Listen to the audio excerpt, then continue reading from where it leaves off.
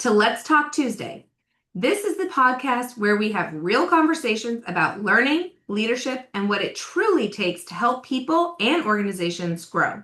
Each week, we bring together different perspectives, experiences, and voices to explore what learning development really means, why it matters, and how we can do it better.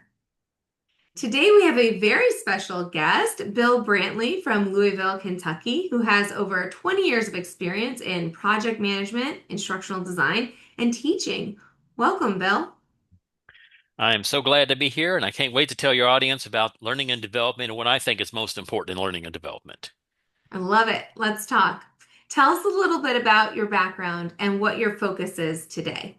Okay.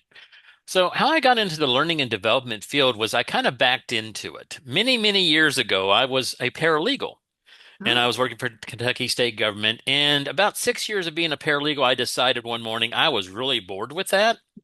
So, I jumped into project management. And I really enjoy project management, and I still do a lot of project management in my training and development. What I was finding out though is I was project managing at the time the internet was taking off, so we were doing some great stuff. So I was in a lot of companies, we were doing some cutting edge stuff, and my team was great. But the problem is that we were so cutting edge, we had no one to train us. And a lot of times I couldn't find anyone that could train us in the topics we needed or what we were doing.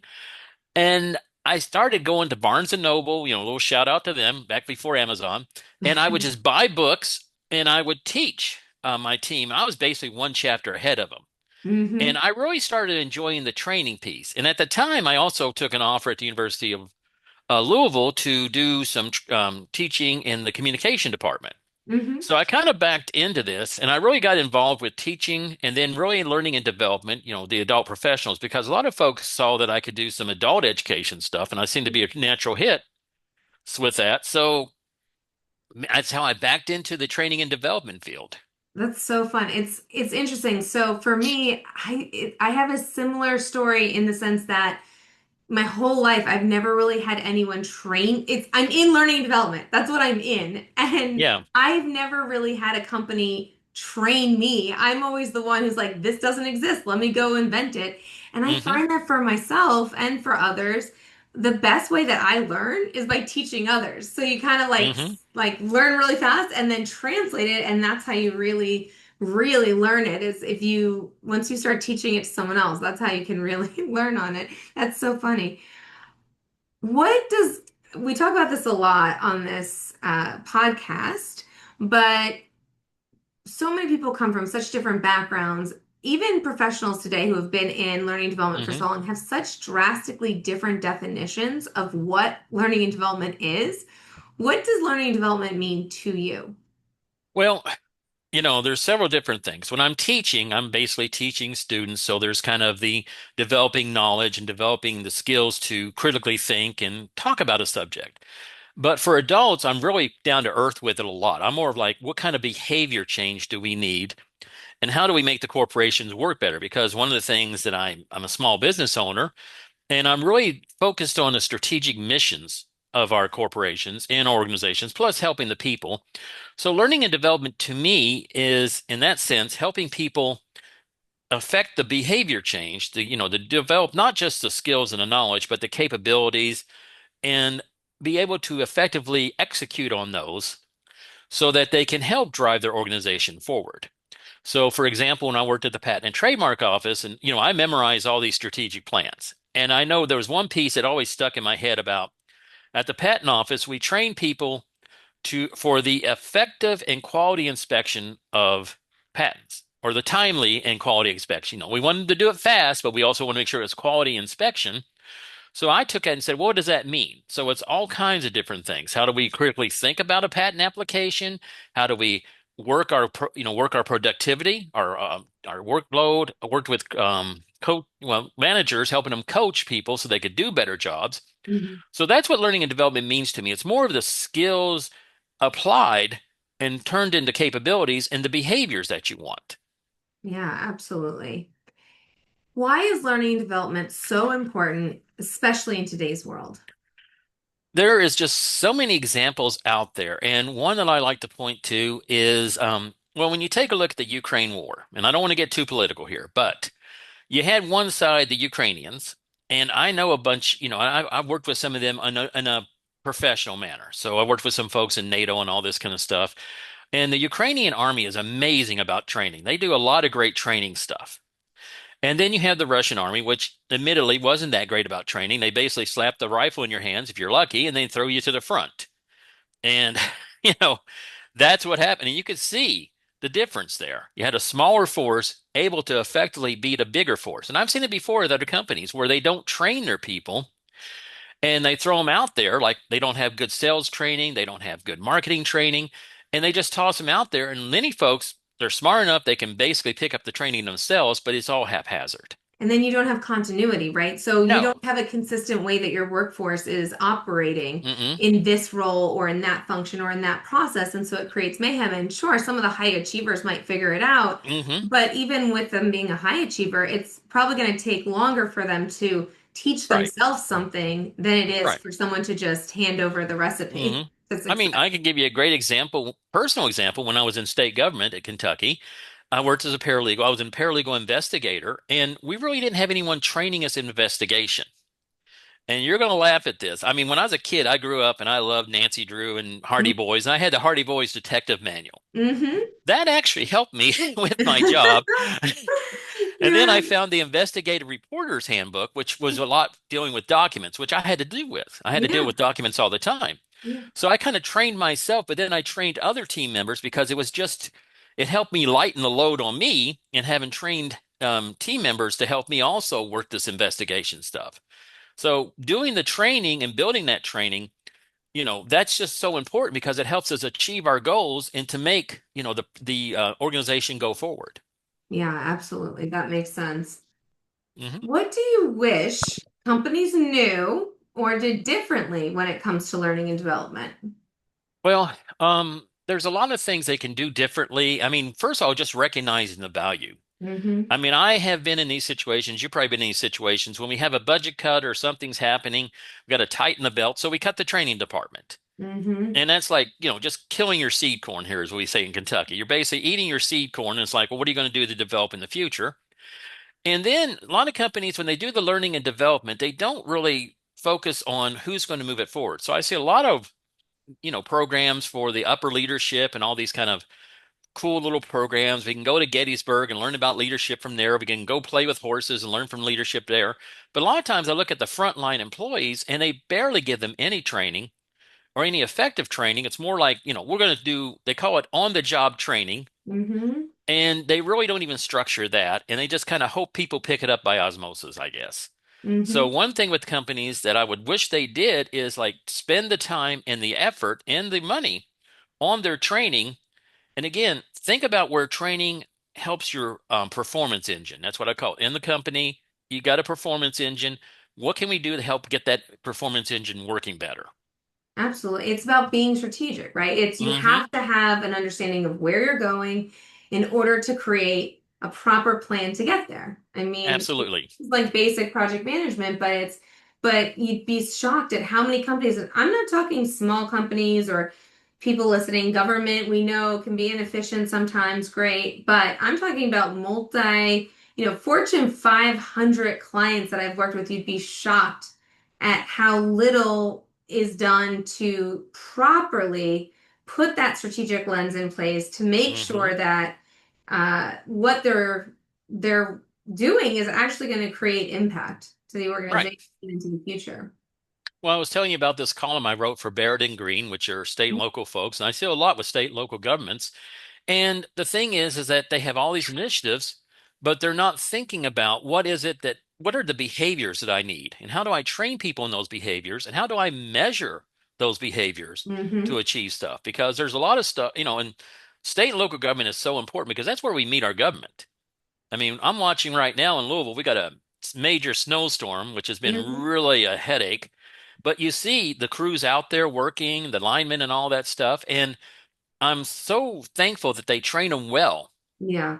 because it's been, we've had people without power, but the power's coming up pretty quickly. Mm-hmm. There's been very few accidents considering the amount of snow we have on our roads and the amount of ice. And Mm-hmm. it's just that's what really drives it here. It's more the big performance results. Absolutely. All that training is important, but it's the results of that. And it's like we do a good job here in Louisville in training for these ice events, you know. Yeah. Yeah, it's all about being prepared, and I love it's similar to what we talked about earlier in the conversation is about if you only had 10% of those people trained, or not even trained, but just self-taught, right?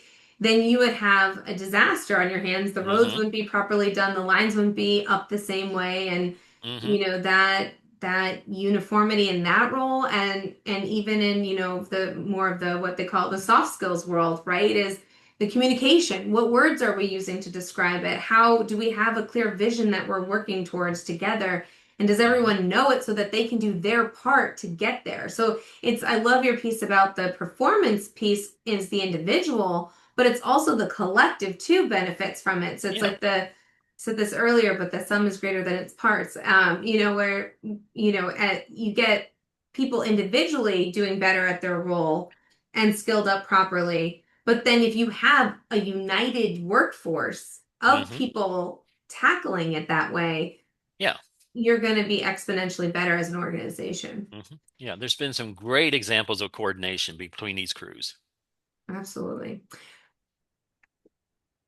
This was really helpful. I would say, you know, where is the intersection between, as you see it, from making sure that people have the right roles? I find that a lot of times in learning and development, you know, people are focused on the designer who's developing it, the facilitator who's going to launch it. But you and I are talking a lot about the strategy. And I know as a project manager and program manager and global program manager in my background as well, it's so often I'm brought in too late in the planning process, right? Hmm. That they're like, okay, go do this, right? So do you find that, and I would say kind of, you know, what would be your pitch about why project managers are critical as it relates to learning and development? Well, it's most things that we do in organizations nowadays, pretty much most of it is projects.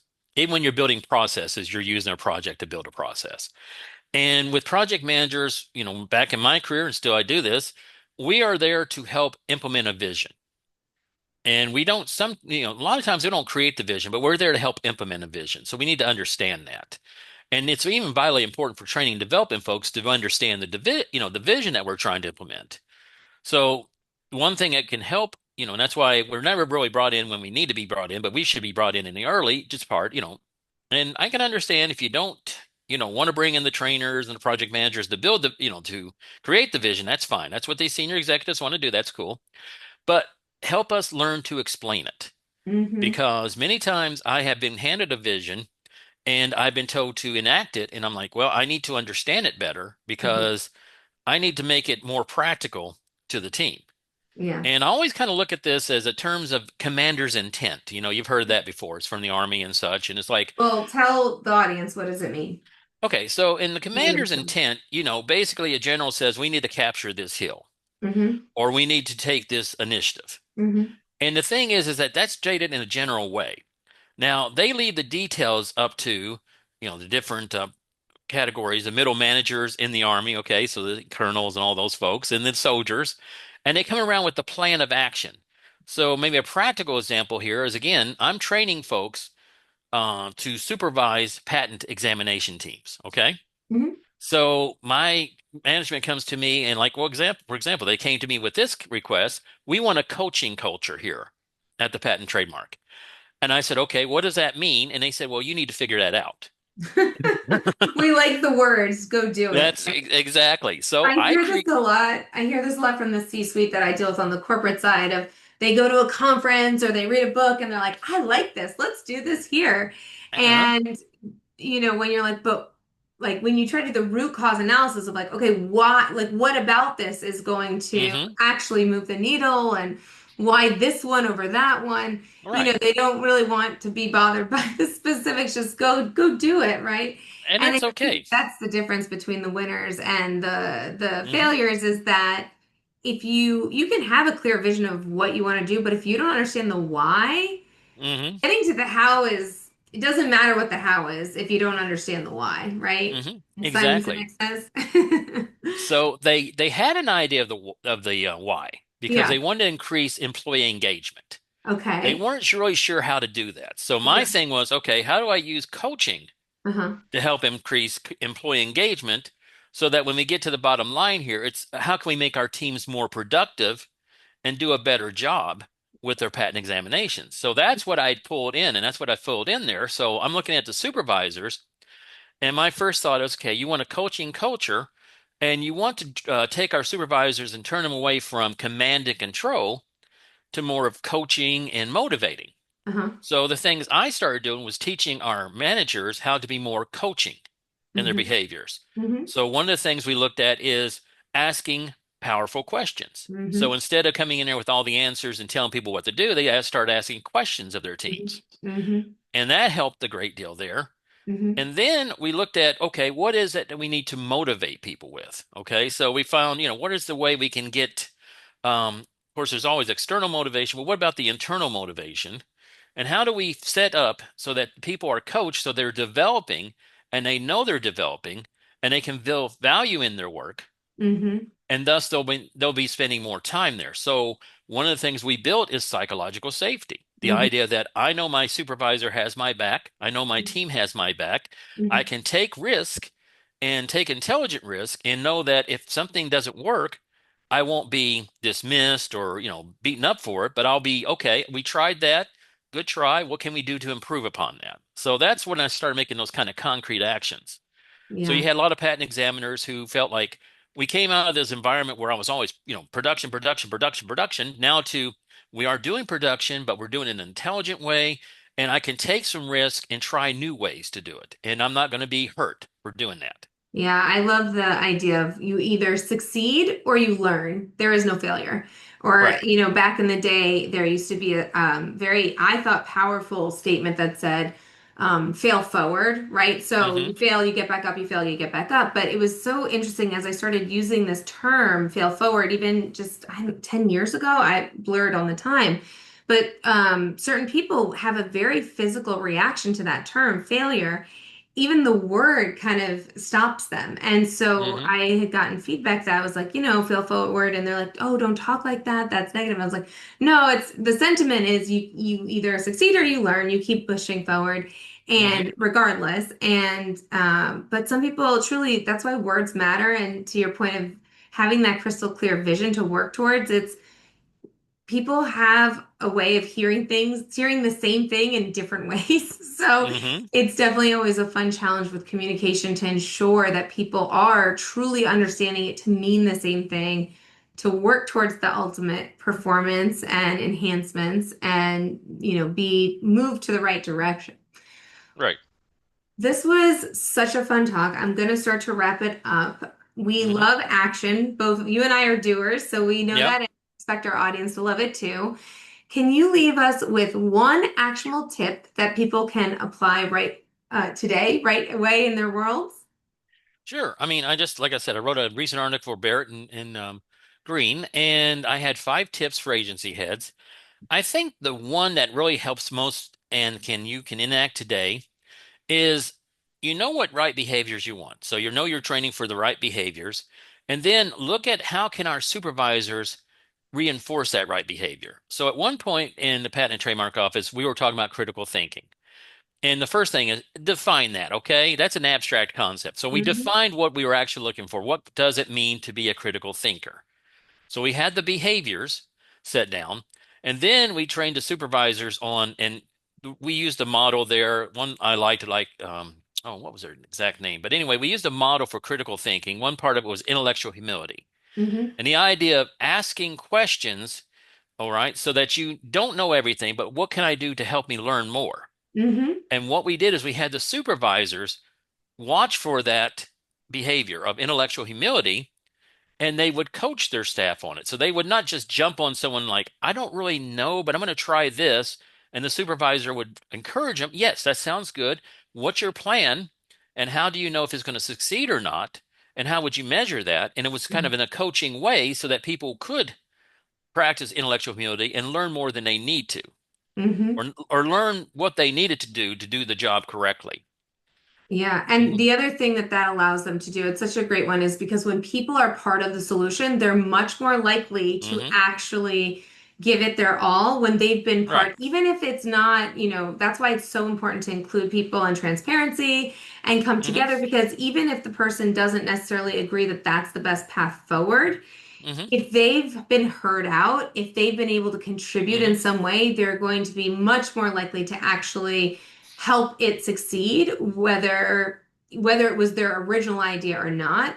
But I Hmm. also love the coaching aspect so much because when you ask thoughtful questions, it's amazing. People can get the answer from themselves, and that's very powerful. How Hmm. often do we know what we're supposed to do, but we just don't do it, or we don't have a Hmm. plan to do it? But Right. when you ask someone, hey, how do I do this thing? If someone shows you once, to your point, you might not remember it, right? Next week, next month. But if Hmm. they spend the time to really get it out of you, then there's the opportunity that it really connects at a deeper level and then it sticks. So, yeah, absolutely. I think the big one there was make sure that you understand what behavior change you're looking for in your people, not just what you want them to know or the skill set that they're focused on. So, if you're, for example, teaching a communications class and you want them to know the model CPR, right? We had a model that we used to teach for communication skills, like about content process or relationship of how you're approaching the conversation. And it's not that you're focused on communication or the models that are taught in that class, but what it is why am I teaching this person communication? What am I hoping to gain? I'm hoping that two divisions are going to get along better and work more Hmm. cohesively and be more efficient. Okay, well, that's going to be a different training. Then I want them to have better communication, right? So, really Yeah. thinking, I love your tip about make an actionable, what's the behavior change you're looking for, not just the content or the subject. Hmm. Well, thank you so much. This was such a fun chat. I hope you all got something great from this. I know I did. Bill, thank you so much for being here. Well, I'm glad to be here. Thank you so much for letting me talk about this and advocating. I think one of the well, actually, it's missing a lot of trainings, the behavior change that we need to affect. Absolutely. Thank you so much for your time. We've loved having you here. We've covered a lot of ground, but just wanted to thank you so much for being part of today's episode. And with that, we'll begin to wrap up. So I hope this discussion gave our audience a few new perspectives, sparked some ideas, and left you with at least one takeaway you can put into action immediately. If you've enjoyed this episode, be sure to subscribe and join us every Tuesday as we continue exploring learning, leadership, and what it takes to help people and organizations grow. And if today's conversation resonated with you, or if you'd like to join me for a future episode, I'd love to hear from you. Until next time, keep learning, keep growing, and let's talk again on Tuesday. Thanks, everyone.